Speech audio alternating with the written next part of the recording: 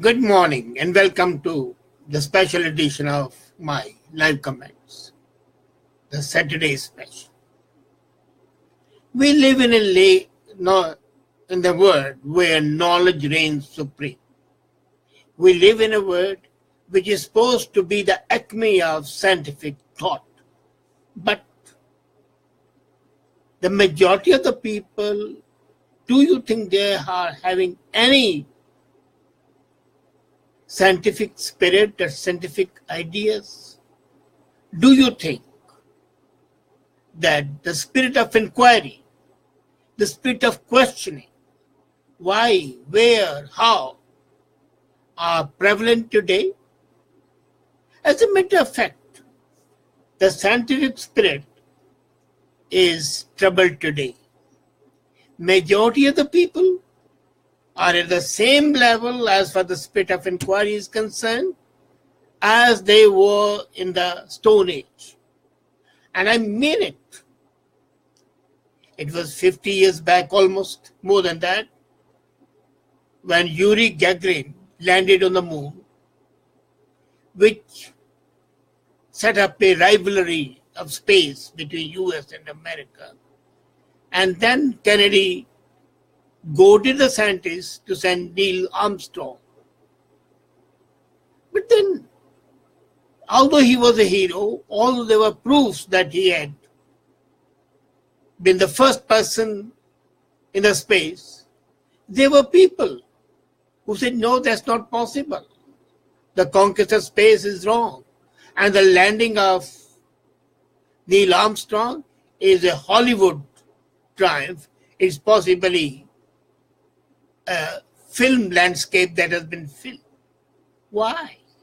And when anybody thinks of anything, people still feel that possibly their religion doesn't permit it, possibly the dogmatic interpretation by the people who are ignorant is not sufficient enough to convince them. And as a matter of fact, as I said, the spirit of inquiry has been missing. So much so that the people have given up the old habit of asking even simple questions. There was a time when Kabir and Nanak raised questions. Nanak raised a question about capitalism and social equality when he confronted Malk Bhago. Kabir questioned the hypocrisy of the scriptures, so-called scriptures. And what is happening today? I have 24/7 channels of TV, especially in India, show absolute obscurantism and ridiculous platitudes by the likes of Asaram, Ram Rahim, Rampal, and others. But what really happened? That even these so-called holy men, who are really most unholy, have been given the status of Minister of State in a province of India. These so-called religious leaders include a computer Baba, who go with the computer, and only 3 days back, before he became the Minister of State, he had said that he is going to start an agitation against the Narmada scheme of the government. Maybe to keep him quiet, maybe to do something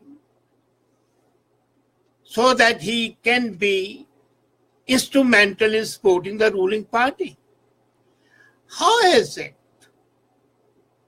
that the people, the leaders, as a matter of fact, help these obscurantists blind the people? But it's not only in India.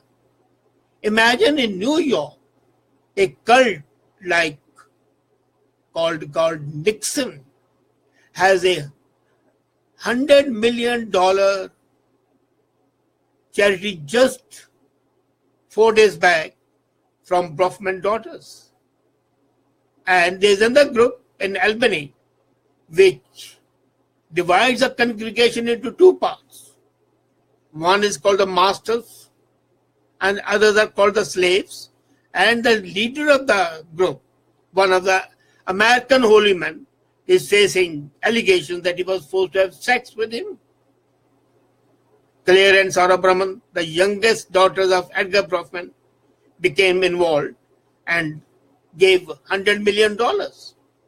Then Asaram, Ram Rahim, Rampal, they are not history. They are a matter of today's life when these godmen, and just again 2 days back, Tantric was sentenced to 20 years of jail for raping a woman as a part of Nimbu exercise to help her overcome stomachache.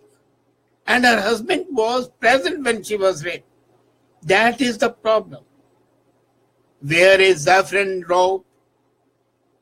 Apply dab of sandalwood on your forehead, and then what you say is truth, and all the things that have been hypothesized about, theorized about, are false. I don't say they were wrong.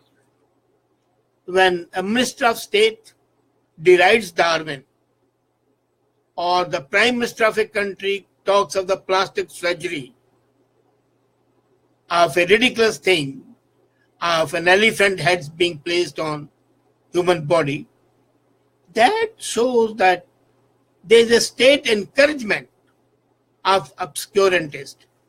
And as I said earlier, giving these 5 religious leaders the rank of minister of state without being given any duty, without being elected, then that is the height. Rather, it's a depth of degradation to which the human mind had sunk. And then you know what happens.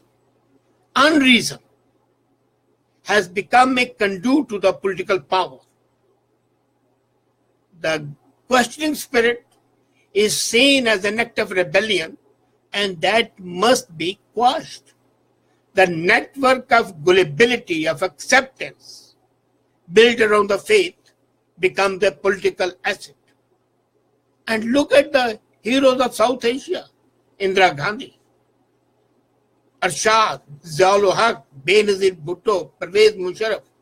Each one of them went to Ajmer to pay their respects. I have nothing against Ajmer Shrine, but when the political leaders take to that, one after the other, it shows that they are indirectly encouraging. Do you remember that there was a long back, was this faith healer from Puttaparthi, and he tried to hoodwink the Prime Minister of Sri Lanka. Her son suggested Srimao Bandaranaike. By the way, this lady was, Srimao Bandaranaike was a cripple. Her toes were not working. And he said that the Koifat Baba in Puttaparthi could cure her. She took a special plane, took the blessings, but her twisted toes did not straighten. And herein lies her up. She was a Buddhist, and when she did so, her Buddhist followers took up arms against the Prime Minister's stupidity. I'm not saying that those Buddhist priests and the Buddhist people who opposed Srimao Bandaranaike were in any way shorn of mumbo jumbo. But they failed to realize, the leaders like Bandaranaike have failed to realize that this mutant virus can be, in fact, the main cause of all the degradation and the loss of the human values. I don't care for anything else. But then imagine what happens. There is another leader who teaches middle class housewives the art of living. And now he's pressing for a Ram Mandir in Ayodhya. And he says that the Supreme Court delivers a judgment, it would lead to a civil war. It would not lead to a civil war, it will lead to Guru war. Because the Gurus of the various factions would fight against each other and drag the people. So this Guru war will result in civil war. As a matter of fact, the Indian system of Gurudom is a variant of this Ponzi scheme, which are rigged against the poor, the weak, and this spiritual and temporal quackery becomes a roaring business. Do you know that Guru on TV? He is a yoga teacher. That's fine. But today he runs a $1 billion industry from herbal medicines to noodles. Now, where is spirituality in that way? When a guru tells that you eat samosas with green chutney or with red chutney, or take gulab jamuns, instead of laughing at this idiocy, we bow down to that person. The 19th century version that has dogged everyone since Darwin about the evolution of man may not be a settled fact today. Darwin's theory is still not the Darwin's law, it's still a theory. But there is a certain validity to the theory because it's no longer a hypothesis.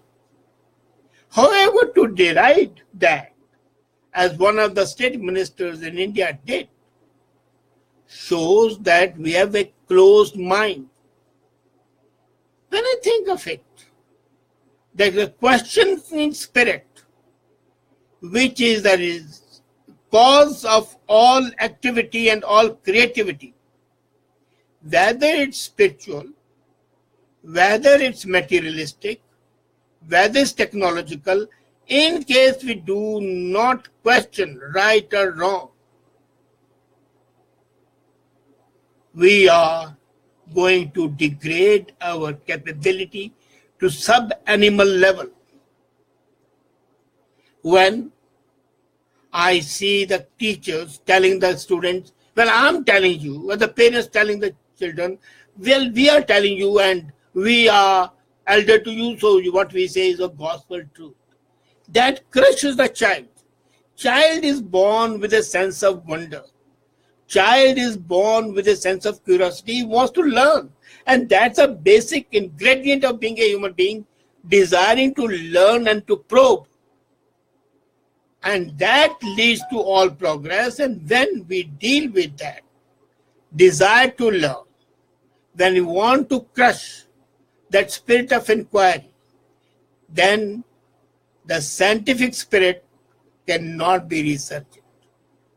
And in this age of robotics and informatics, and in this age where artificial intelligence and human intelligence are going hand in hand, advancing further, this scientific spirit is becoming a troubled commodity today. We seem to be dragged down.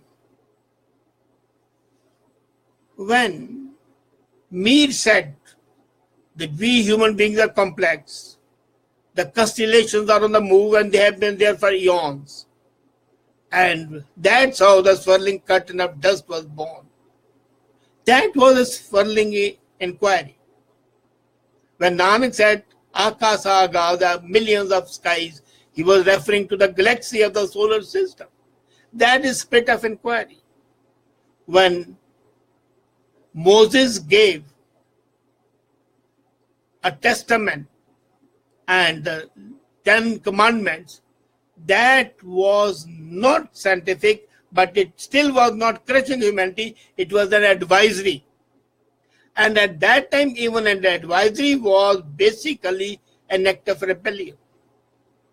When Martin Luther challenged papacy and Catholicism, that was spirit of inquiry and led to Protestantism.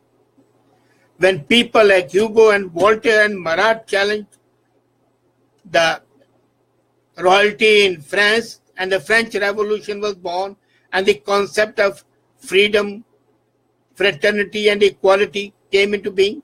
That was a spirit of inquiry and human fight. As a matter of fact, the political emancipation would come only when there's a mental emancipation. And for that we need a resurgent scientific spirit. And I once invoke the words of Rabindranath Tagore,